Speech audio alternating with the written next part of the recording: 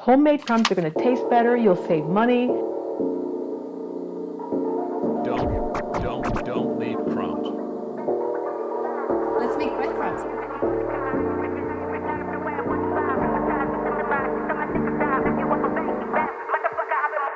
It was interesting in your book. You mentioned that Hogan was, and I'm going to paraphrase here, but this could be wrong. But was saying that tournaments themselves are anticlimactic, and all the work to get there, that's the satisfying thing. And it's absolutely right, isn't it? Yeah, it is. And it's we don't live in an Ayn Rand novel. There are practical realities of life, like you got to pay the bills and it costs. I understand that. So, but the one thing about golf is very sensitive to people who don't play it for the right reasons. When your why gets off, and there's so much evidence for this.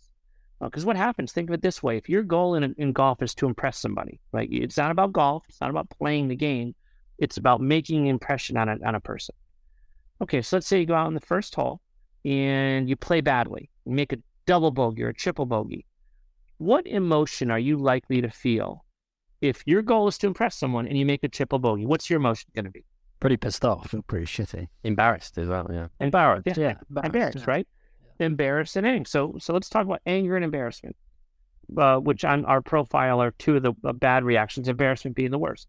So when you feel embarrassed, there's a part of your brain called the amygdala. And when you think of the amygdala, it's a psychological throw switch. It's like a fire alarm that if you pull it, it's going to shut down. If you pull a fire alarm in a building, it shuts down the electricity. It shuts down the building.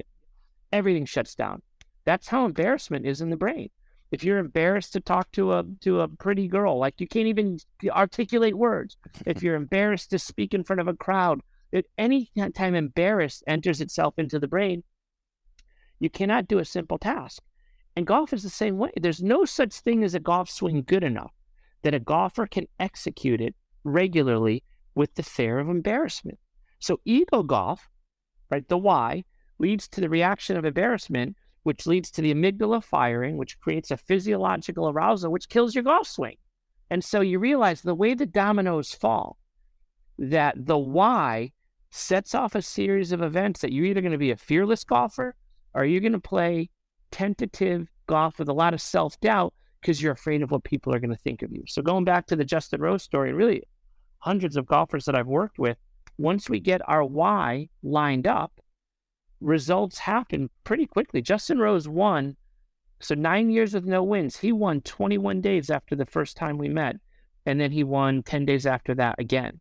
Once we got his why lined up, and that's happened 50 times. 50 professional wins for the golfers I've worked with, and a lot of it begins with getting that why lined up in the mastery golf.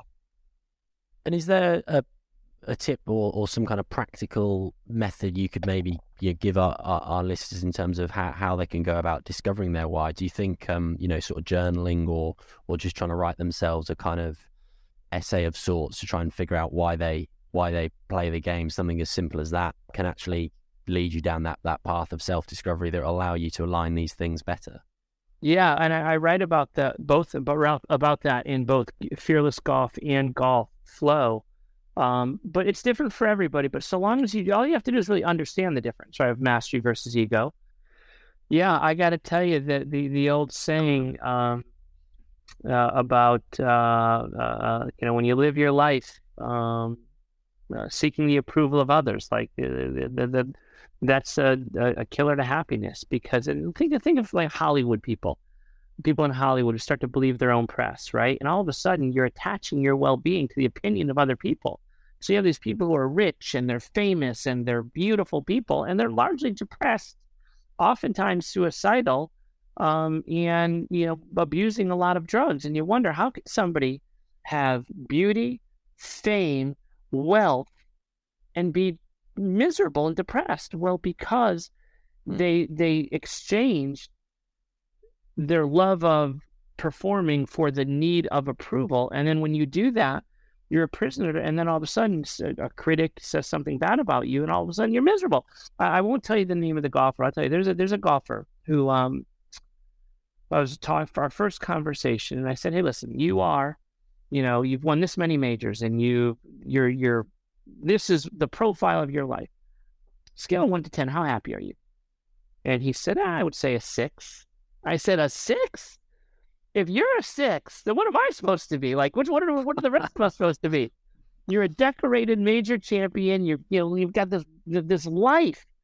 Like, if you're a 6, there's no hope for anybody else. But you realize when people need the approval and the idolatry of other people, like, that's a hell from which nobody can escape. So you got to everyone really has to manage the degree to which they're willing to let their happiness be determined by what other people think of them. And it's especially true in golf.